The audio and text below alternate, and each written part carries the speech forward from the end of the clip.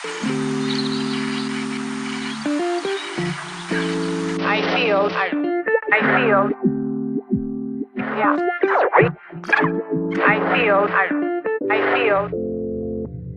Somos unas millennials apasionadas de crear y comunicar. Y en un mundo lleno de oportunidades, no te rindas y haz un último intento. Saludos a todos, gracias por sintonizar este episodio de Un Último Intento. Y seguimos con las historias de emprendedores que nos inspiran, que nos ayudan a salir de la crisis contándonos su experiencia. Y también tenemos historias de emprendimiento de jóvenes que están haciendo cosas diferentes, cosas nuevas y llevando mensajes para apoyar a otros jóvenes que quieren comenzar sus negocios.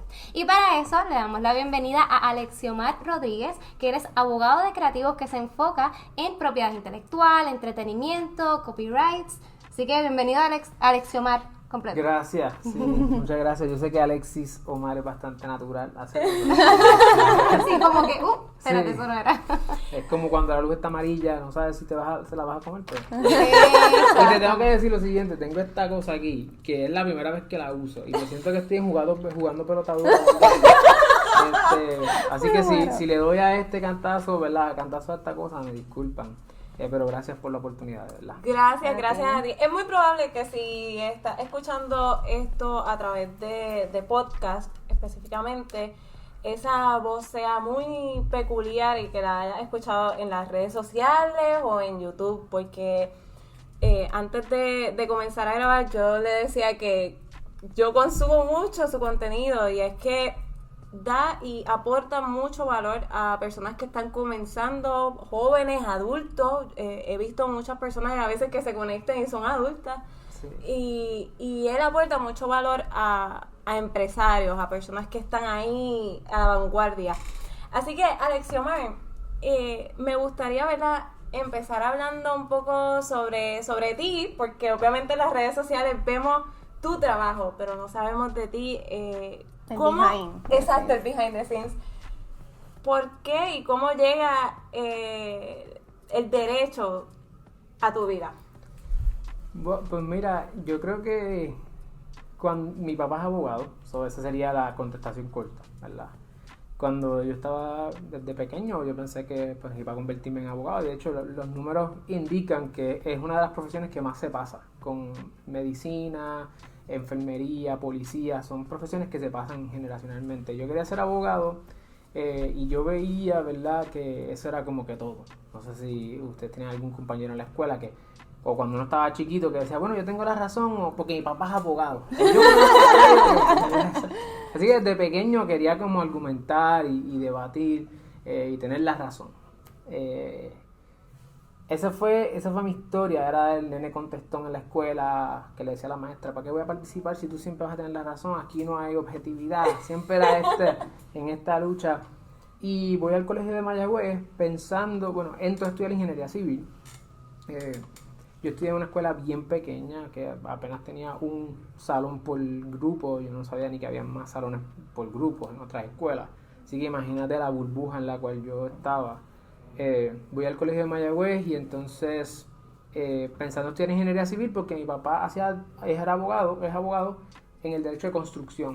Okay. Entonces todo era como, pues voy a ser como mi papá, ¿verdad? Y ser ingeniero. Yo quería estudiar música, pero dije, pues déjame estudiar ingeniería porque los músicos se mueren de hambre. Desde pequeño entonces estaba estudiando música. Sí, desde séptimo grado estuve en la Escuela Libre de Música en Cagua. Estudié bajo, percusión, canto y guitarra, que es mi instrumento principal. Y entonces pues era como, siempre me decían, bueno, ¿para qué tú quieres estudiar música? Bueno, me gusta la música, sí, pero tú quieres tener buenos instrumentos, tú quieres tener buenos equipos, pues tú tienes que pues, estudiar una carrera que te deje dinero para tú poder comprar.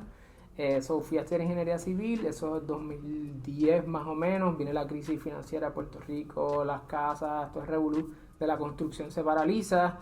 Y me doy cuenta, para colmo, que eso no era ni lo que yo quería hacer. ¿Qué rayos iba a hacer yo estudiando ingeniería civil? Yo me colgué, mi primer semestre fue horrible en Mayagüez. Yo tenía todas malas notas, yo me colgué en química, yo me colgué en todo. Era horrible, de verdad.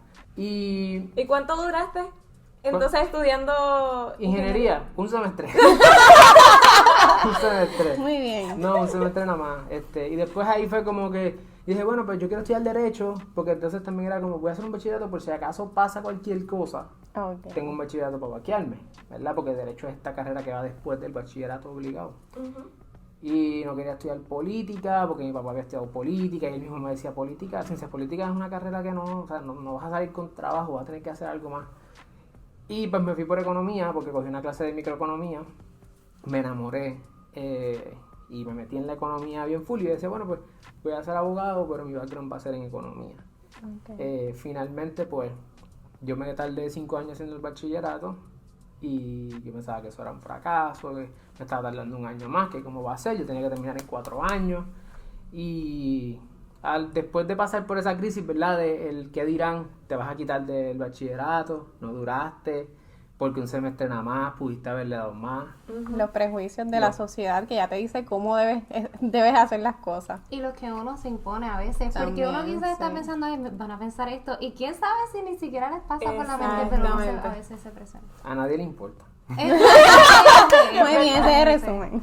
Ese es el resumen ese como que yo decía, ¿qué van a pensar de mí? De ingeniería, economía es un departamento allí con 2 o 3 nerdos, porque la economía es como bien árida también, y era esa lucha de verdad de ser el cool kid en el colegio, porque en el colegio los de ingeniería pues son los de ingeniería, Exacto. y todos los demás somos como que a los que entraron Los otros. los otros.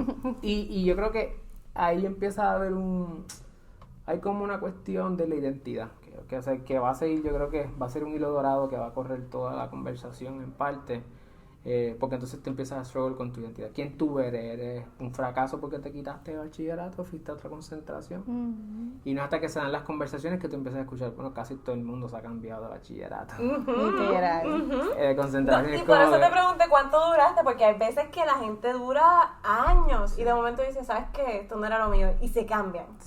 Pues gracias a Dios yo fui en el primer semestre. Sí. Y eso es algo que pasa, va a ser un recurring theme en mi vida. Si identifico algo, pues tomo decisiones rápidas. Así que soy bastante arriesgado en ese sentido. Me cambié a economía finalmente, termino el bachillerato, entonces entro a derecho, y ahí como que cuando entro a derecho, pues esa es la contestación larga, ¿verdad? De cómo es que mi papá es abogado, sí, pero hay una búsqueda interna de realmente todo lo que yo quiero hacer. Y cuando llego a estudiar derecho, entonces también hay unas preguntas sobre esto es lo que yo quiero hacer. Bueno, sí. Si es realmente lo que quieres hacer y por qué línea te quieres ir, porque tu caso es peculiar, por lo Sí. menos yo lo veo peculiar porque yo no veo muchas personas hablando sobre ese tipo de derecho que tú tocas. Cuando terminas entonces de estudiar derecho, ¿cuál fue entonces el struggle? Porque cuando tú estudias una cosa, pero cuando ya vas a llegar a la vida real, al trabajo, ¿cuál es en ese proceso? ¿Cómo te fue? Pues mira, la escuela de derecho fue una etapa que antes de yo poder llegar a la profesión, mis decisiones que yo tomo ahora, yo nada más llevo 2 años en la profesión. So, mucha de mi historia y de mis struggles son de estudiante de derecho. Si fuéramos a hacerlo en un capítulo, ¿verdad? So, cuando estoy en la escuela de derecho, que determina cómo entonces hoy yo tomo mis decisiones, yo entro pensando que mi papá es el norte, y yo amo a mi papá, lo respeto, esto no, o sea, a veces los hijos no tenemos miedo a utilizar nuestra historia. Esto es algo que yo he estado recientemente aprendiendo, o sea, y una de las cosas que yo le digo a las personas que me escuchan o que me ven, yo comparto lo que yo estoy viviendo, yo no tengo las contestaciones, yo voy, te digo lo que me va pasando a mí, y pues si en algún momento meto las patas, lo diré en otro episodio si me doy cuenta, mira, metí las patas. Y la razón por la cual lo comparto es porque yo era del tipo de estudiante que para poder estudiar tenía que decir las cosas. No sé si alguna de ustedes se identifica como que tú le explicas a alguien y ahí es que tú entiendes. Hay gente que tiene que escribirlo. Yo ¿verdad? soy de escribir. Yo soy de escribir también. Pues yo soy de los que tengo que decirlo para yo entender que lo estoy entendiendo. Si no, no estoy convencido. Okay. Así que cuando yo creo contenido, a veces la gente piensa que es que tú estás creando contenido por vomitar contenido. No es eso, es que yo estoy aprendiendo de ese tema también contigo mientras te lo estoy compartiendo. Okay. Y a veces la Está gente súper tiene cool. todas las preguntas del mundo y yo no tengo ninguna contestación que no sea ese video, porque ese fue el único tema que estudié. Así que para el próximo, siempre digo, pues para el próximo estudio eso. Y una de las cosas que me pasa cuando entro a la escuela de Derecho era aprendiendo a utilizar la historia de cómo mis papás y sus decisiones nos afectan a nosotros los hijos. Era como, bueno, yo quiero ser como mi papá, pues yo quiero ir a trabajar con él y yo quiero hacer estas cosas. Y cuando entré a la escuela de Derecho me doy cuenta que existe un mundo gigante. Y hay un mundo bien particular en Derecho que tiene unas estratas. Existen personas con poder y existen personas sin poder dentro de la profesión jurídica. Dice, ¿cómo es eso? Hay gente que tiene apellido y que por tener un apellido que yo nunca había escuchado, tienen unos puestos. Ya, y sí, son Tiene un respetados. poder, ya, exacto. Empiezan a ver simbologías con anillos, que significan ciertos anillos de ciertas escuelas. Yo empecé a ver eso y yo, pero esto parece una película, ¿verdad? De Disney. Yo crecí viendo Disney Channel, así que... y yo veía eso y decía, ¿de verdad existe esto? Pues yo, cuando me doy cuenta de mi historia era, yo no tenía apellido, yo no tenía escuela, en mi bachillerato yo pensaba que el colegio de Mayagüez sí es importante, pero yo estaba compitiendo con gente que estudió en Harvard, gente que estudió en Yale, gente que estudió en Stanford, Nueva York, era como... Y venía la mente colonizada o la teoría que cada uno suscriba, y era como que, TH, estoy compitiendo con toda esta gente aquí. Ajá. Yo no tengo nada que decir. Sobre el niño que siempre quería opinar, que siempre quería debatir, en ese proceso transformativo del bachillerato, de colgarme, de pasarla mal y qué sé yo, después hay una transformación y ya no quiero pelear. Y menos cuando llego allí, que me siento que yo no tengo armas para pelear con nadie. Esta gente son superiores a mí. Y todos, me imagino que todos eran bastante adultos. No, son contemporáneos. Oh, ok. Es peor. Sí. Porque sí había una doctora, qué sé yo, había alguien que ya tenía un PhD que quería hacer derecho porque estaba aburrida, Ok. esas cosas, pero tú ves gente de tu edad que tienen tanto poder que cuando empiezan a leer los casos en la escuela de derecho, las personas que estén interesadas, el método se llama el método socrático. Y eso lo que consiste es de un profesor la coge contigo. Cada vez que los haga, tienen que darle un like o compartirlo. Las personas, tú empiezas a leer los casos, ¿verdad? Los casos son como novelas. Hay una ley, existe una ley, y entonces cada caso después el tribunal interpretando esa ley. De momento tú ves que los casos y los abogados que aparecen en los casos son los papás, los primos, los tíos de gente que está estudiando conmigo. Wow. Y yo, y los profesores lo saben. Adiós, este no es tu papá. ¿Cómo está tu papá? Salúdame a tu papá, a tu mamá. Las veo en la fiesta de Navidad. Te empiezas a ver esas dinámicas y a ti nadie te conoce, nadie sabe quién tú eres. Y eso empieza a afectarte tu seguridad. Sí, y emocionalmente. Brutal. Y el clímax fue cuando fui a la primer semestre, hay una feria de empleo y yo voy preparado a buscar trabajo para el verano. En la escuela de Derecho los trabajos comienzan en el verano después del primer año. Okay. Son 3 años de Derecho normalmente, 4 si eres nocturno. Tú estás preparándote ese primer año para ese primer verano. Y ese primer verano, donde sea que tú estés, marca tu comienzo en la escuela de Derecho, en la carrera jurídica. So, yo decía, yo no sabía esto hasta que estoy allí y empiezo a estudiarlo y yo dije, qué tanta presión contra, como que tengo que meterle a esto.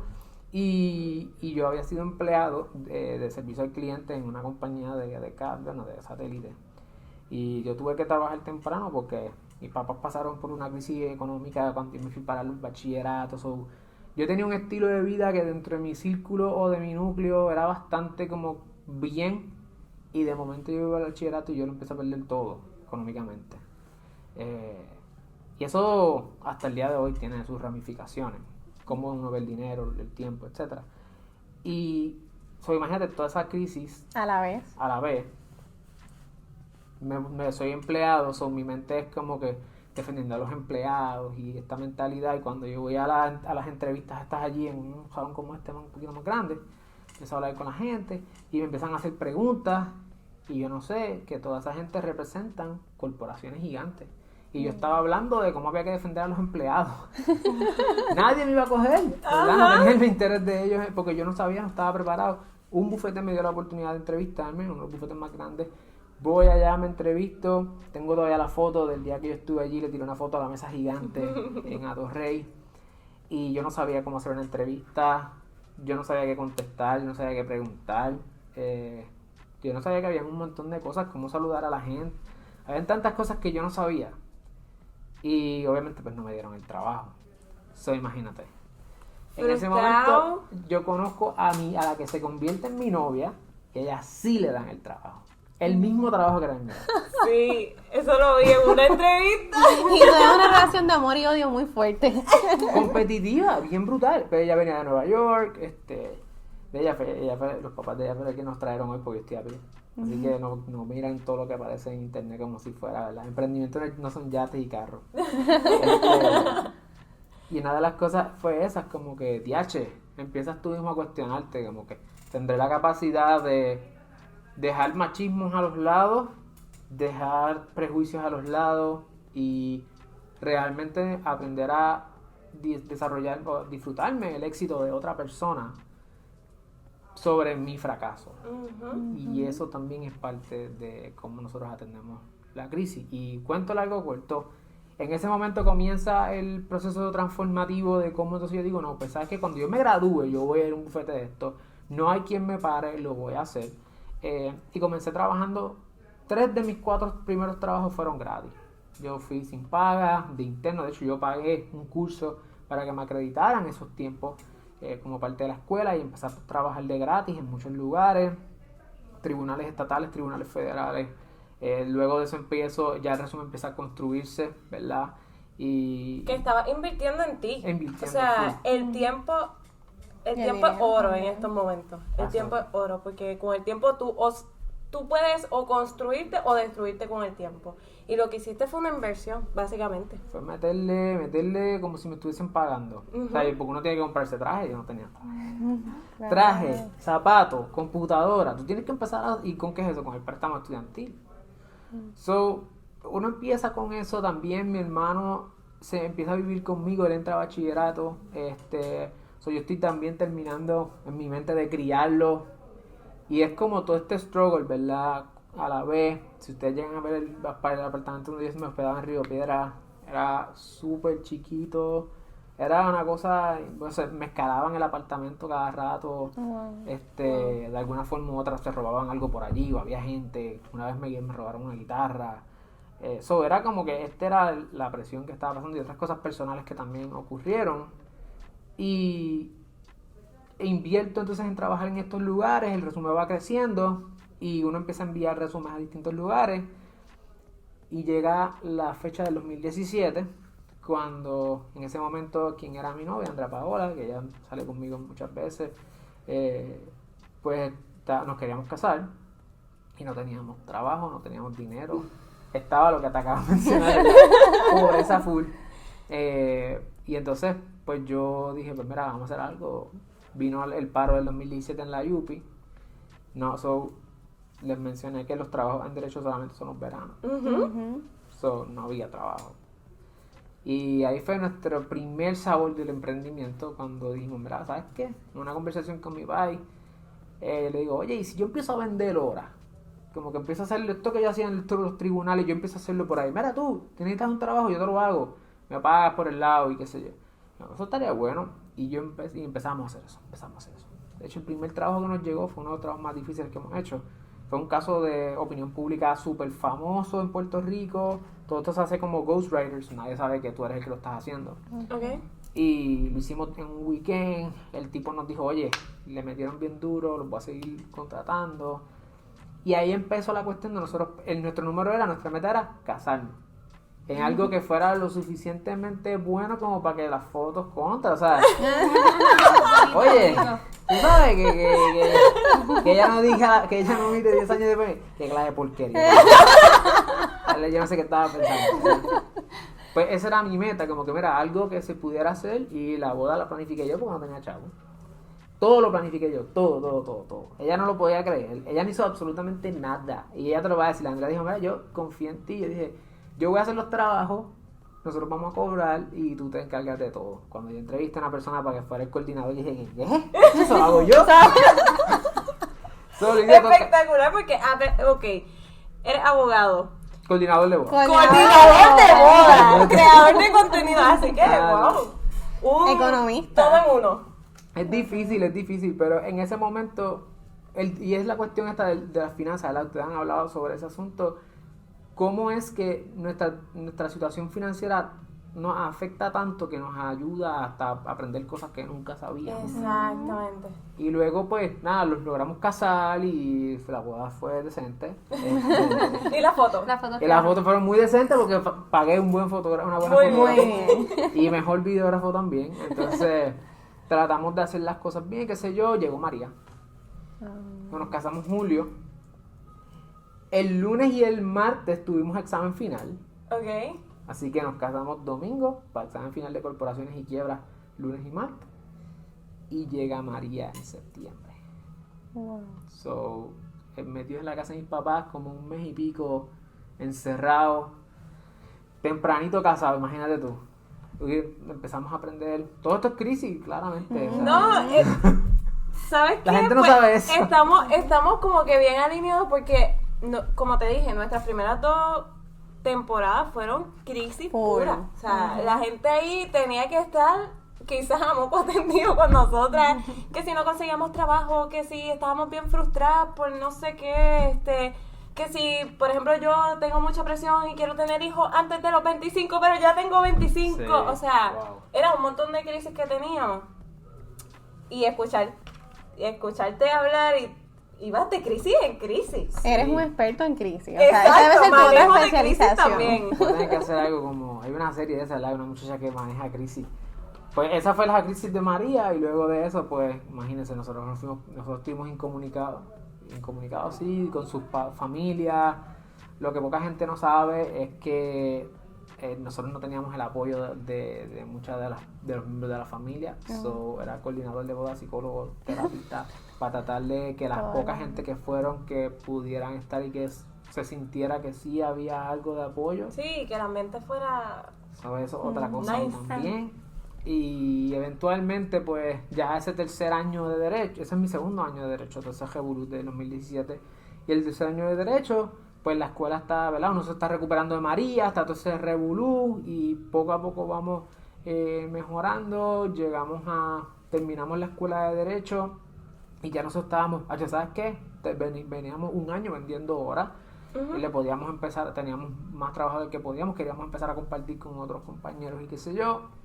Y terminamos Derecho, nos encerramos los 3 meses de reválida, porque para la reválida hay que estudiar un montón de tiempo y es casi un full time, trabajando a la vez porque no teníamos dinero para poder mantenernos. Y salgo de la reválida y me hacen una oferta de uno de los bufetes más grandes de Puerto Rico. Y en ese momento la pregunta era si yo quería ir o no, porque ya yo tenía la mentalidad de que si Yo hemos lo puedo pasado hacer por todo mí. esto sin ayuda de absolutamente nadie, obviamente gracias a Dios y gracias a la familia, ¿verdad? En los apoyos que ellos puedan dar, pero pretty much solo, nosotros dos. So llega esa oferta y la contestación mía inicial fue no.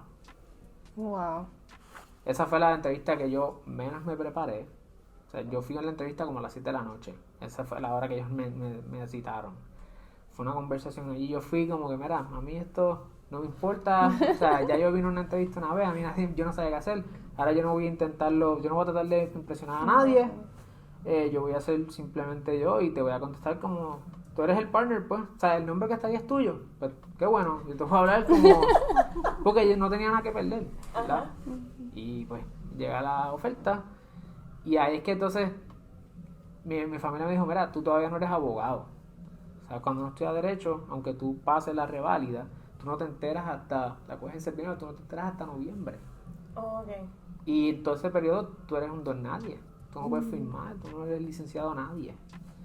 Y este bufete, imagínate, un piso 19 en Popular Center, una cosa, ¿sabes? A ganar un billetal temprano. Yo lo más que había ganado en un mes era ¿cuántos mil pesos? Me iba a ganar a las 5 veces eso. Y dije, mi familia me dijo, ahora, tómalo, porque tú no sabes si pasaste la reválida. Y yo, pues, vamos a hacerlo. Y la experiencia empezó, mi primera experiencia así ya ¿verdad? De haberme graduado, egresado, fue en este bufete, en el departamento de litigio comercial. Ese es el área que yo practiqué litigio a nivel entre corporaciones. Y de hecho comenzó bien ready. Empiezas tú a sentirte como abogado, trajes caros, trajes más caritos, pues nunca, por poco me meto en un carro, por poco me meto en una casa, porque de momento tú tienes todo este dinero, ¿verdad? Exacto. Entrando y es como que, tacho, yo tengo que, el partner vive en este lugar, yo no puedo comer. Yo No. tengo que ir más o menos a la par. Exacto. Cuando me preguntan, ¿no? ¿Qué hiciste este weekend? ¿Qué weekend más aburrido? Me veo a mí como yo voy a ver artes en el museo, qué sé yo, y yo soy un jíbaro calle, y tú sabes, es como que, ¿qué rayos voy a hacer? Y de momento, pues, o sea, algo me dice, mira, no te vuelvas loco, cógelo con calma, vamos con calma, y yo empiezo a ver entonces que mi esposa me dice, en ese momento ya estaba todavía vendiendo horas, pero ella siempre quería ir a un bufete, y me dijo, mira, yo creo que yo quiero ir a un bufete también, y yo quiero practicar ya una estructura, ¿verdad? Y ella se fue a un bufete en el mismo edificio, ella estaba en el 11 y yo estaba en el 19, entonces empezamos a almorzar juntos, y entonces empezamos a ir juntos al trabajo, y era como que, ok, pues esto es un estilo de vida chévere, ¿verdad? Llegamos juntos, almorzamos juntos, cuando salimos, pues, qué sé yo. Pero empezó algo en mí a cambiar, en el sentido de que yo sentía que la cultura como que no era para mí, yo no encajaba, y yo trataba de como que iniciar conversaciones, pero mis temas no eran sus temas, simplemente yo no caía dentro de esa estructura, y comenzaron entonces a reclutar un montón de gente porque había un montón de trabajo, y yo empiezo a señalar como cosas, mira, pudiéramos mejorar esto, pudiéramos mejorar aquello. Era como que, o sea, stick to the plan, do the job, Y haz ya. lo tuyo, ¿verdad? Y yo, No mira, nos importa pues nada. yo sí, porque ese es tu trabajo, estás empezando. La diferencia era que mis compañeros y compañeras que estaban en el mismo puesto que yo no habían emprendido todavía. Entonces nadie sabía lo que era ese sabor de yo hago lo que yo quiera, ¿verdad? Y empieza esa lucha, entro en una depresión bastante heavy. Ahora sé que es una depresión, en ese momento no sabía, pensaba que era que estaba desganado, estaba quitado, no quería hacer nada, no quería ir, todas las mañanas arrastrando los pies, y y cuando llega noviembre me entero de que va a ser la reválida. Eso fue un día. Y ahí te pompió. Ahí en mi mente empezó a maquinar. Yo, ¿cómo yo me voy de aquí? ¿Cómo yo me voy de aquí? ¿Cómo yo me voy de aquí? Tengo que convencer a Andrea primero, porque ya ahora son casi el mismo salario 2 veces. Claro. O sea, es 10 veces lo que nosotros ganábamos de estudiantes. Ujú. Pero nosotros nos habíamos mantenido en el mismo estilo de vida como estudiantes. Y yo empiezo a hacer los números, que eso es lo que me gusta, y yo empiezo a hacer, papá, y digo, mira, nosotros vivimos, todo este tiempo hemos vivido con un solo salario. ¿Qué tal si yo hago esto? Ah, pero seguro. Yo sí, mira, sabes que tú estás hecho un infeliz, vete. Mi familia como que no te vayas todavía, espera un año, completa el año para que la cosa se dé, porque eso es una cultura en la escuela de Derecho, tienes que terminar el primer año de asociado antes de tu moverte. Y yo dije, pero un año, yo llevo un par de meses estudiaste, imagínate de aquí un año. Y dije, ¿sabes qué? Me voy. Juramente en febrero, y en marzo renuncié. Ahí eso es marzo del 2019. Abril 1 de 2019 comenzó mi emprendimiento con Sid. Y de estar ganando 5,000 pesos mensuales, mi primer mes gané $331 con 25 centavos. Te pregunto, esos 330 y ¿cuántos? 31. 331.25. Clase de porquería. Clase porquería, pero te sentías mejor. ¿O Me no? sentía asustado. Asustado. Porque mi decisión no fue, antes de yo decir, ok, ¿sabes qué? Me voy solo. Yo empecé a coquetear con la idea de, ¿por qué yo me quiero ir? Cuando renuncias, ¿tienes claro lo que querías hacer? No tenía claro, Ok. porque yo sabía que yo no estaba haciendo en materia de derecho, ¿verdad? El derecho es, imagínate, todo lo que pasa con el ser humano hay alguna ley que tenga que ver con eso, ¿verdad? Yo me veo que yo quiero hacer propiedad intelectual. En este bufete, cuando yo solicito, de hecho, mi carta es dirigida a una partner que le digo por nombre y apellido, yo quiero ser tu mentor, tu mentee, ¿verdad? Yo quiero estar bajo tu ala. Ok. Yo quiero aprender contigo porque en los casos dice que tú eres la abogada de este tema y ese tema me gusta, yo quiero aprender de ti. Y esa fue una de las cosas que yo todavía no había compartido, y cada vez esto sigue pasando, como que hay un montón de cosas que yo no he dicho de mi camino y que se dan estas oportunidades y que de momento empiezan a salir. Yo fui con esta abogada a un caso. Ese fue el momento que dije, yo me voy. ¿Por qué? Yo fui con esta Antes de abogada. renunciar. Antes de renunciar en mi mente, porque tú estás en la lucha. Ujú. O sea, un día dices, me voy de aquí hoy mismo. No, está bien. Es como que... Es una relación agridulce porque Sí. pues económicamente estás bien, pero no te sientes que encaja. Es una cosa bien difícil y yo digo, pues ¿sabes qué? Yo me he dado la prueba. Déjame hablar con esta persona a ver qué me dice. Déjame hablar con esta otra persona. Y yo empiezo pues, buscando la cuestión esta del mentor.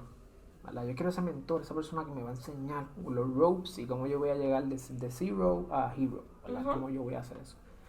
Son mis cartas fue directamente a ella y cuando yo voy un día, yo tenía un senior associate, yo soy asociado, yo soy lo último, pero desde el primer día me decían licenciado. Imagínate, eso te sube el de esto, porque todavía no sé si está revalidado o no, todavía no tienes ni un número de abogado o licenciado, pero te tratan como eso, ¿verdad? Y digo, contra, pues aquí hay oportunidad, yo empiezo a hablar con otras personas y me dicen, mira, me di cuenta que el concepto de la mentoría era un concepto que yo tenía bien, que en mi mente no correspondía con la realidad de lo que se daba allí. Yo hablo con este abogado senior associate, o un poquito mayor que yo, y él sí me empieza a dar sus tips, empieza a tratarme súper bien, de verdad, fue un mentor en ese momento. Pero yo quería también con los partners, o sea, quería con la crema de la crema, ¿verdad? Y una vez yo fui con esta abogada, me dijo, vente conmigo, vamos para el juicio. Imagínate, yo hasta me compré una camisa para ese día, que nunca había usado, para ir y impresionar, y me iba a ir en la guagua de ella. Imagínate, yo andaba en un Corolla 2002, color champán, todo rayado, y Adrián iba a montar en la guagua de ella, y yo iba ahí con todos los fallos. Yo estaba súper preparado ese día cuando voy para allá, yo le digo, en el carro, yo solicité aquí porque yo quería que tú fueras mi mentora. Y ella no me dice ni pío. Oh my gosh. Silent treatment. Y yo me quedé como que, wow. O sea, aquí era nada de tacto humano, era como que Vamos a trabajar. vamos a trabajar. Punto. Estamos aquí a trabajar. Exacto. Y dije, ya, che, o sea, aquí a nadie le interesa tener esa relación. Sí habían unas personas que yo las aprecio un montón y que uno se las lleva, pero eran la excepción, no era la cultura, digamos, ¿verdad? Un bufete de casi 100 abogados. O sea, estamos hablando que algo, yo era uno más, yo no entendía eso. Y yo era el new kid on the block. Sí, la gente estaba como que hasta el nene que llegó recientemente, pero nada, más nada. Entonces, y dije, pues a lo mejor es que yo quiero hacer propiedad intelectual, aquí no es, yo me voy a ir a un bufete más pequeño. Antes de yo irme así y comenzar lo mío, yo empecé a llamar bufetes pequeños. Mira, tienes oportunidad, yo vengo de este bufete. O sea, oye, yo vengo de este bufete, papá, esto no es cualquier cosa. Yo tengo trabajo donde sea. Sí, pero aquí no hay trabajo. Y yo buscaba, no había forma. Y yo no me quería mover a otro bufete que fuera paralelo a competir. Okay. Yo no quería eso se ve feo. Yo quería uno más pequeño para eventualmente irme. No se dio ninguna oportunidad. Llamé a abogadas y abogados o le escribí por LinkedIn, gente solo practitioners, como que déjame venderte horas, o sea, déjame estar ahí para ti, whatever. No me contestaban, de hecho los tengo aquí en el LinkedIn, los tengo aquí a todas y nadie me contestaba o me contestaban no gracias, pero no había ningún vamos a tomarnos un café, vamos a conocernos, a ver quién tú eres, nada, era simplemente una ignorada o un no. Y ahí dije, ¿sabes qué? Nadie me va a dar lo que yo quiero hacer, so me voy por mi cuenta y cuando pasa ese mes que llegan esos 331,25 yo digo, esto fue un gran error. O sea, es como un punto y después como, no, una preguntita. O sea, es el gran error que yo me haya ido. Todo el mundo me dijo que me fuera y yo me fui. Eso no empezó con el pie derecho. Yo pienso que eso es bien importante resaltarlo porque vivimos en una generación que estamos tan acostumbrados a consumir tanto digital. Y obviamente en las redes sociales uno se está vendiendo, uno no va a poner las piedras que tuvo en el camino, Claro. los retos, las experiencias, tras bastidores. Así que está súper nice tener a alguien del cual consumimos mucho contenido y saber como que esa otra fase, como que no fue que me levanté un día y dije voy a ser emprendedor y llegué y todo me salió brutal, rosa como la pared. No, o sea, es que uno se toma mucho con incertidumbre, o sea, el primer sentimiento cuando ella te preguntó, te fuiste, ¿y qué sentiste? Miedo. Uno está aterrado porque es humano. Y es importante también dejarle saber a las personas que eso está bien hacerlo con miedo, la cosa es empezar. Claro. Y a toda esta, cuando, ya tú sabías cuando estabas buscando a esta mentora que querías dedicarte a propiedad intelectual. Ujú. Y o sea, ella te desanimó de alguna forma, tú como quiera querías propiedad intelectual porque he visto una oportunidad, porque tú como músico te podías relacionar un poco con el cliente, como que cuál fue quizás esa cosa que te dijo, mira, yo tuve esta experiencia, pero olvídate, yo voy con propiedad intelectual, a ayudar a estas personas. La gente, yo decía, yo quiero hacer propiedad intelectual y desde temprano en el juego, desde que yo estaba aspirando a estudiar Derecho, la gente me decía, en Puerto Rico no hay trabajo para eso. Todo el mundo me decía lo mismo. En Puerto Rico no hay trabajo para eso, en Puerto Rico no hay trabajo para eso. A mí me encanta el baloncesto, de hecho mi tesina en economía, que es como ese trabajo final de investigación, fue en Sports Economics. Eso es como un estudio simplemente que se queda ahí, se queda en la teoría porque nadie lo va a usar. Pero yo no me daba por vencido en esa parte, ¿verdad? Sí hubo muchas cosas que yo tuve un montón de miedo, pero yo sabía que algo de propiedad intelectual yo iba a terminar haciendo porque ese soy yo soy un creativo, eso es lo que yo soy. Y era como que no, pero es que va a ser la propiedad intelectual y no importa lo que me digan, esto es lo que va a hacer. O sea, es que eso fui stubborn, por eso me tomó más tiempo. O sea, tampoco voy a hacer como que... tampoco voy a hacer como que diciendo, bueno, me tomó más tiempo. Dentro de todo fue bien rápido, ¿verdad? En un año yo sobrepasé los $100,000. O sea, yo gané casi el doble de lo que ganaban mis compañeros en el bufete. Tampoco voy a decir como que, o sea, me tardé. No, fue bastante rápido. Pero ese primer mes fue bien duro. Y el bajón fue bien bajón, porque la propiedad intelectual es un tema que había que educar a la gente. Exacto. So, es como una necesidad que está, pero que nadie lo sabe. Exacto, y tú vienes y lo das todo tan criollizado, tan en arroz y habichuela, y entonces ahí también empiezas a aprender la curiosidad de la gente también, porque no todo el mundo conoce, así que si no conocemos, pues ¿cómo voy a consumir eso? Claro.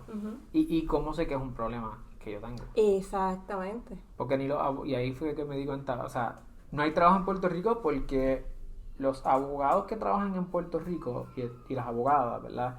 La profesión jurídica hace dos cosas, ¿verdad? Y en general en los Estados Unidos, porque nosotros, aunque estamos en Puerto Rico, nuestra cultura jurídica viene de Estados Unidos. De hecho, los libros que nosotros leemos son de Harvard.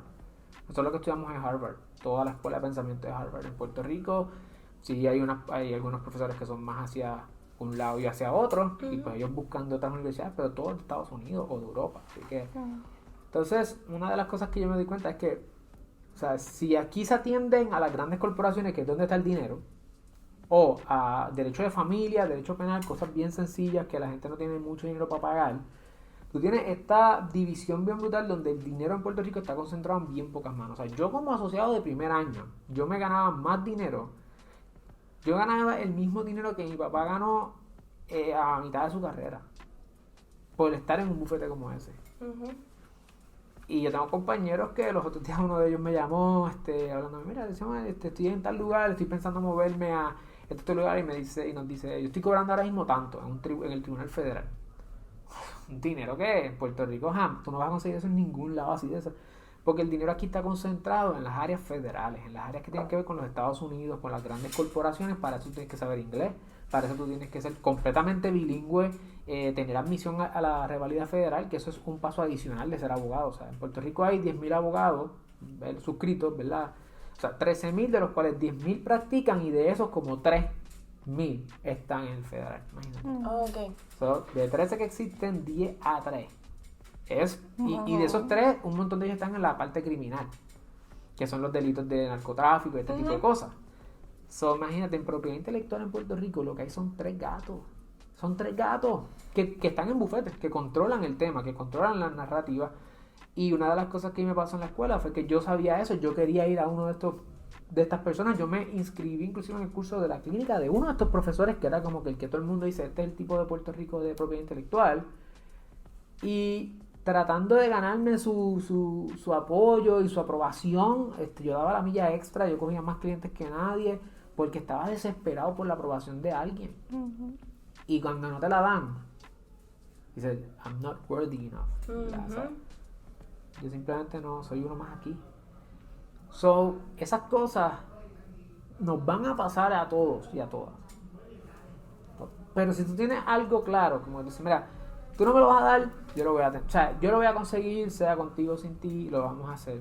Y aunque sí comenzamos el emprendimiento en ese momento, 331,25, comencé bien bajo porque tenía que hacer un trabajo que no se había hecho o que no se estaba haciendo en Puerto Rico, que era educar a la gente sobre temas bien complicados, temas que lo controlan unos abogados particulares en unos lugares, y que ahora íbamos a coger eso y dárselo a la gente, como que esto es para todos. Y ahí que comienza ese proceso, y ese proceso pues toma un montón de tiempo, y lo que pasa es que tiene un efecto, un compound effect, ¿verdad? Primer video más segundo más tercero, viene el cuarto, quinto, sexto, octavo, es ese efecto, pero hay que ser paciente, y la crisis va a estar ahí. Creo que si no fuéramos nada más que con la crisis de cómo, no importa qué emprendedor usted vea allá afuera, yo soy abogado de muchos de ellos, no importa quiénes usted vea allá afuera, por más peaches and cream que vendan, por más paredes rosas, cuadros lindos, por más que usted vea eso, no piense que eso es la definición de lo que es ser una cosa. Y yo creo que es tiempo de como que tirar esa línea y decir, ¿sabes qué? Qué bueno que a ti te va así. Qué bueno que tú puedas hacer esas cosas, me alegro por ti, chao, me puedes pagar, ¿verdad? Pero esa no es la historia de todo el mundo. Hay muchas más historias que contar. Y lo que la gente no ve es lo que hay que hablar. Emprender o tomar cualquier decisión en la vida, que para mí eso es emprendimiento, está lleno de problemas, está lleno de miedo, vas a tener miedo, vas a fracasar, pero es como yo persisto, como yo digo. No significa que no me cuestiono, tampoco quiero decirle a la gente que montaron un negocio y están fracasando claramente. O sea, hay negocios que no sirven. Eso es verdad, hay negocios que no sirven. Si el negocio no sirve, pivotea, pero no dejes de emprender, ¿verdad? Yo quería hacer propiedad intelectual, otro like. Yo quería hacer propiedad intelectual. Me decía que no el otro, ok, pero sigo pivoteando, no cambio la ruta, voy hacia el norte. Lo que pasa es que no es por esta línea, es por esta, y a lo mejor no es propiedad intelectual, es completo. A lo mejor entonces es, déjame sacar esto, déjame usar algo más específico, y empiezas a refinar hasta que llegas a un lugar donde dices, ¿por qué tanta propiedad intelectual? Bueno, porque eso es lo que yo creo. Yo creo propiedad intelectual. Los puertorriqueños y las puertorriqueñas creamos propiedad intelectual. Lo que pasa es que no lo sabemos. Y ese es el asset más importante de la nueva economía, la propiedad intelectual. Si nosotros no educamos a la gente sobre eso, no vamos a echar para adelante como economía. Porque no se necesita espacio, no se necesita territorio. O sea, podemos ser 100 por 35. Cada uno de nosotros en nuestra mente tiene un mundo de cosas ahí adentro. Y no necesitamos espacio para compartirlo. Ahora mismo, esto hubiese sido imposible en los 70, en los 80, en los 90. Y hoy es posible. Esto puede alcanzar gente a nivel mundial. Y esto es propiedad intelectual. Alexiomar, ya se nos está acabando el tiempo. Y es la primera vez que vamos a hacer ping-pong, preguntas ping-pong en YouTube, en video. Así que te voy a hacer unas preguntas, algunas de respuesta, otra es lo primero que te venga a la mente, lo dices. Ok. Emprender, creo en persistencia. Miedo. Pobreza. ¿Qué te da alegría? Crear. Dime 3 valores que te identifiquen. Creo que la educación, creo que es un valor. La inspiración o motivación, y creo que la transparencia. Bueno, esta siempre la hacemos y no la apunté aquí. ¿Campo o playa? Campo. ¿Y te gusta más la lluvia o el sol? Ya, se depende del día. Cuando no quiero hacer nada, yo ya es una buena excusa. Entonces, si me pudieras decir Un resumen de unos tips. quizás unos pasos para el emprendimiento, un 2, 3 para el emprendimiento. Número 1, organízate.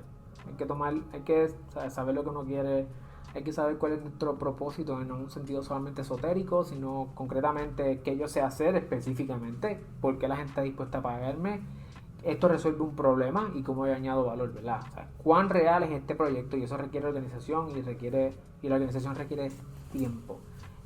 Número 2, yo creo que hay que tener mucho cuidado con el contenido que nosotros consumimos, ¿verdad? Los sentidos son las fuentes del alma, nosotros estamos en todo momento consumiendo cosas y lo que nosotros consumimos es lo que nosotros somos. Somos el promedio de las 5 personas con las cuales nos rodeamos. Eso es algo que dicen muchos emprendedores y lo suscribo, así que sé lo que quiero, tengo que verificar quién es mi círculo de personas y número 3, desbordarse en valor. O sea, si ya tú sabes lo que tú quieres y el grupo de personas con el que tú te rodeas te añade valor, no puedes quedarte con ese valor, tú tienes que darlo para adelante porque nosotros solamente podemos cosechar lo que sembramos. Que precisamente eso es lo que hace Sidlo, eso es lo que hace Alexiomar, y todo el conocimiento que él tiene lo desborda a través de las redes sociales, creando contenido de muchísimo valor. Así que, él lo puede decir, pero en YouTube, en Instagram, en Facebook también crea demasiado contenido.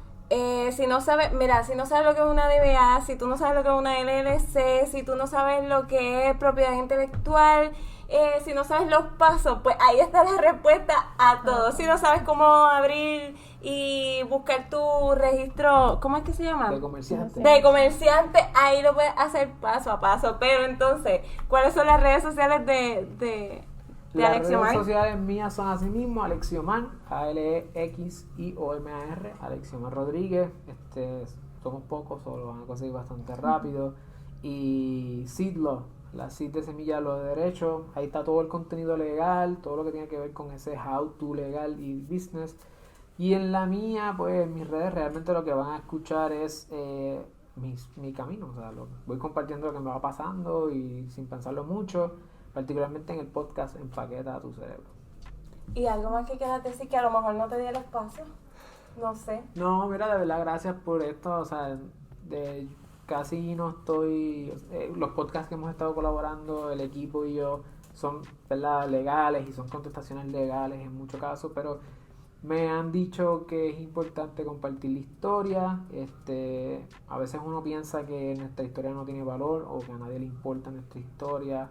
Y tiene esa crisis, ¿verdad?, de identidad, como que ¿por qué voy a compartir yo mi historia? Creo que todas y todos nosotros tenemos una historia que contar y creo que hay poder en cada una de nuestras historias. No para decir, yo logré esto o yo logré lo otro, es si yo pasé por estas cosas una tras otra y yo no tengo ningún special skill, yo no soy ningún special kid, ningún niño prometido, nada por el estilo, un prodigio o lo que sea, si yo lo pude hacer, cualquier persona lo puede hacer. Yo creo que lo pueden hacer. Lo que pasa es que hay que abrazar el struggle, ¿verdad? Porque a veces vemos los 50,000 followers, los 100,000 followers, la foto retocada, la ropa cara. Entonces es difícil, cada vez es más difícil que las personas de influencia o que las personas que quieren ser de influencia realmente compartan una historia que conmueva. Porque lo que quieren compartir es una aspiración. Todo el mundo quiere hacer algo y nadie está conforme con quién es. Y hay belleza en el proceso de transformación. Y creo que esto que están haciendo es súper importante porque en la medida que otras personas puedan ver, o sea, la depresión ha aumentado en los Estados Unidos y en el mundo entero. Niños y niñas suicidándose porque quieren quieren ser algo que no son y que, ¿sabes qué? No vas a ser. En muchas ocasiones nosotros no vamos a ser otra persona, somos nosotros. La gente dice, quiero ser el próximo X. Ser el primer tú. Ser el primer tú. Y creo que en la medida que hay una responsabilidad de las personas que están haciendo esto, que estoy aprendiendo ahora a entender que existe una responsabilidad de decirle a la gente, mira, esto es con lo que yo me he enfrentado, no estoy diciendo que es el único camino, Pero si tú estás pasando por algo similar, no te frustres, no te quites. Sí reevalúa, sí repiensa, sí estudia. Pero si esto es lo que tú entiendes y tú estás convencida o convencida de que este es tu llamado, persiste. Y da un último intento. Exacto, ya, el último intento. Forever. Perfecto. Gracias, Wow, Alexia. gracias a Gracias. ustedes. Gracias por la oportunidad.